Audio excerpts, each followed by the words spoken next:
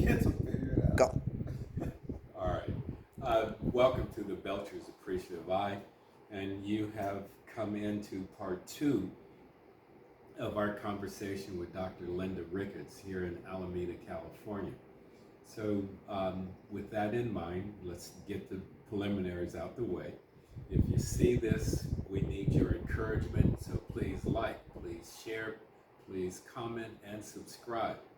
But in part one, we're having a little fun with reminiscing about our international studies at University of San Francisco, about Linda's experience in Cote d'Ivoire, and about our moving to Ghana. We want to continue that trend of thought. And Linda, if you remember, had provided us with questions. Just she's a wonderfully curious person. So, well, hey, what's it like? So one of the questions was just in real time, what's it like getting around in Ghana? So based on your experience of visiting Ghana, what sort of prompted the question? Well, I visited Ghana during the time that I was in Cote d'Ivoire on that fellowship, and that question came. The roads there were a lot of open gullies along the roadside. Still are. Okay, and so I didn't quite and still don't understand exactly why the infrastructure is designed that way. It just seems dangerous to me. I had the blessing of being able to travel into some of the villages, and so many of the roads are unpaved. Just so you guys are buying and building in Ghana, do you find that, are you having to pave your own road or cut a road? They're not paved. What we're experiencing are that beautiful red clay that you see. And so they are using a bulldozer to level it out. Okay. And in some cases, in Agendum, what the chief in Agendum has put together is about the town. That's where you live? Yeah, that's where the community where we're going to be. Okay. It's near Asebu. Asebu has the Pan-African Village and others that have been there for longer periods of time. But Agendum is a neighboring community. Okay. Bulldozer to level things out, put conduits where there are streams going by the river, but pave, no, not yet. And I just look at the development of Ghana, as I understand it, that I think Ghana got its independence in my lifetime. Yeah. And compared to, say, the United States or someplace else with greater resources. And I guess we didn't get the kind of roads we had until after World War II, when Eisenhower starts the interstate highway system. Now, he didn't start it, but helps further it along. Cut through our neighborhood. Ghana is talking about helping. Yeah, it did cut through our neighborhoods. Yeah. So Ghana is talking about that, but they're doing it in snatches. Yes, it's not a full-blown thing. So they're doing it where they can, but locally, no. One of our best experiences of learning how sweet the Ghanaian people are. Yeah. Is that we got stuck in the mud, and I was going to ask you what happens when it rains. You get stuck in the mud, but people came out of nowhere.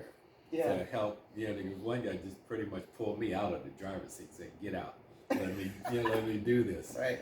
And they took him 20 minutes, but 10 folks got us out of the mud. It just came from nowhere. Yeah. Got us out of the mud. And you wish you could buy them at least all a beer, but no, there was no place to do that. They were just, be on your way. That's just the way they are. Yeah. That's one thing that now I attribute a lot of this to studies in international multicultural education, which prompted a lot of international travel. For Africans in the diaspora, there are some things that are in our cultural DNA. Mm-hmm. We just come to one another's aid. we tend to make ourselves available to each other. We don't have to know your name. We don't have to, be up in your house. But if you're stuck in the mud and you're my neighbor, I'm gonna help you. I've done a lot of international traveling, and everywhere I go, I find that number one, all people. And remember, Dr.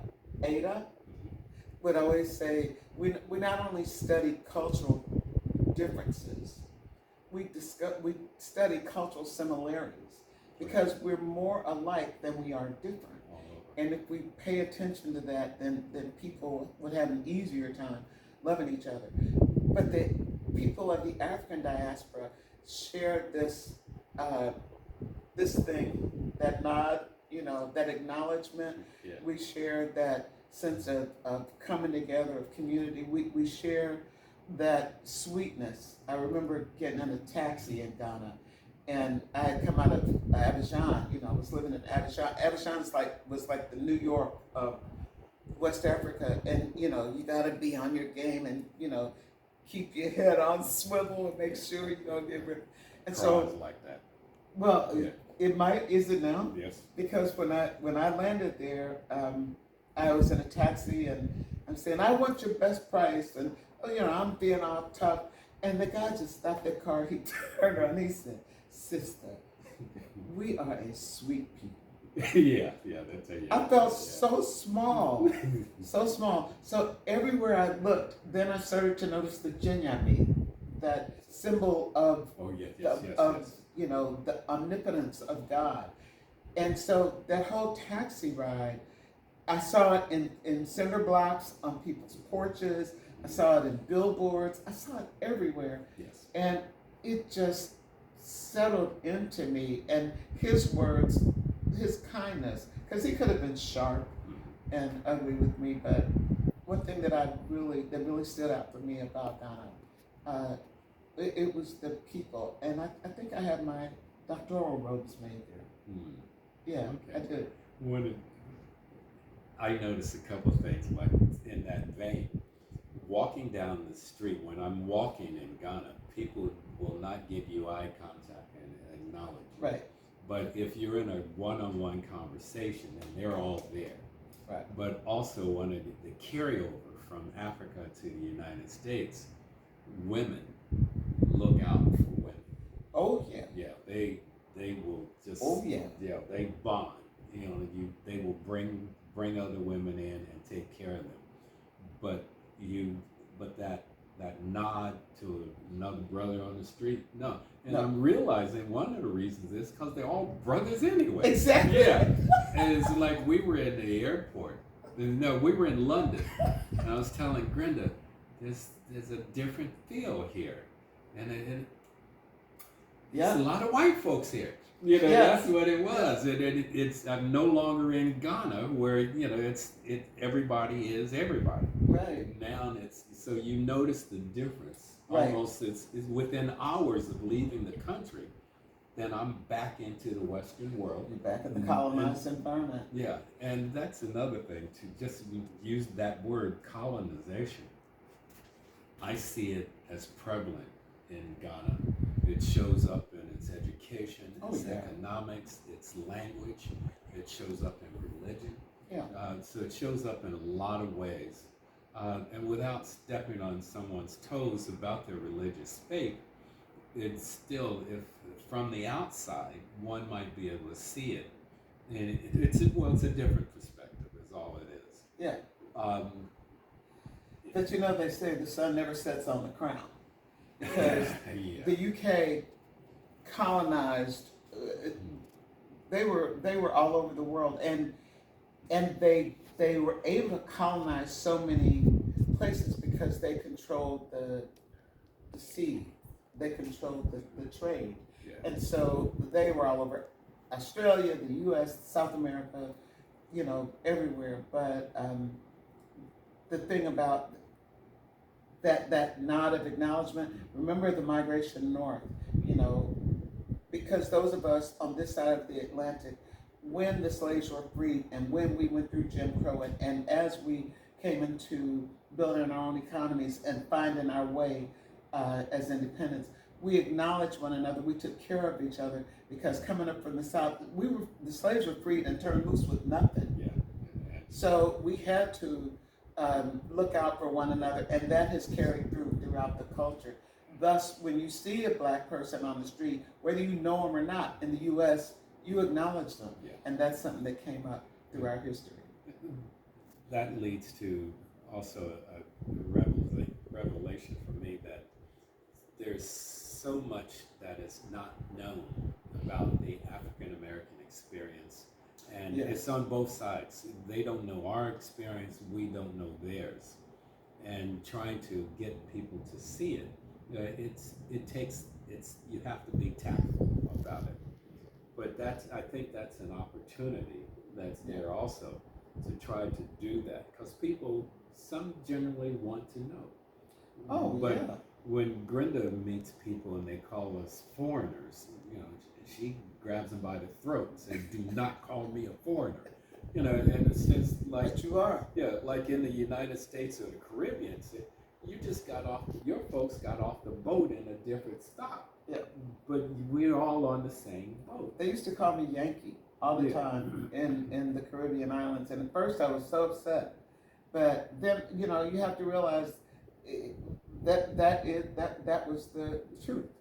Yankees are described as people that come from the north, and so in our U.S. experience, the Yankees were not nobody wants to be called a Yankee. But nobody wants to be called names at all. But when you're in another country, you have to recognize what their worldview of us is, and being able to come together and live together in the diaspora for all people, be it the African diaspora, it gives us an opportunity to share the essence of who we are and the history of how we came to be and the sameness of who we are. And I think that's a great place to sort of wrap this up, is that having the experience, we've got an advantage, Brenda and I, because we do have a educational perspective that blends, Yeah. and that helps.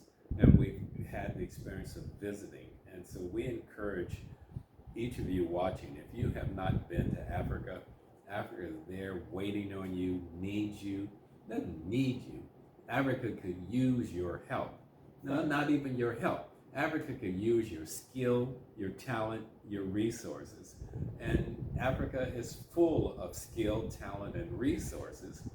But the mindset on both sides of the Atlantic needs We some need help. each other. Yeah.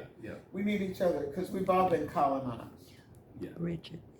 Yeah. We need to build more bridges because Oh, yeah. there's more that brings us together, and we only know that by coming into community with one another. I just encourage people, don't go for that hype. Africans don't like us, and African Americans don't like Africans. Don't fall for that. That is the classic divide and conquer. Look for those things that we share in common, from food to the way we deal with our children, to the way we deal with our families, to living in community and compounds. There's so much richness that we have to share with one another. And African Americans go in there for part of that bridge that is connecting us. Yeah, we're definitely a bridge. Yeah. With that in mind, again, you're watching the Belcher's Appreciative Eye on YouTube, and we're asking you to share, to comment, to like, and by all means, subscribe to our channel. And we thank you. If you have questions, put them in the comments. And I'm behind the camera, you guys. And watch out for our future interviews with Dr. Ricketts, maybe with the Zoom or whatever, but we're coming back to this because I personally know for sure everything has not been shared and said. Peace out, folks. Bye-bye.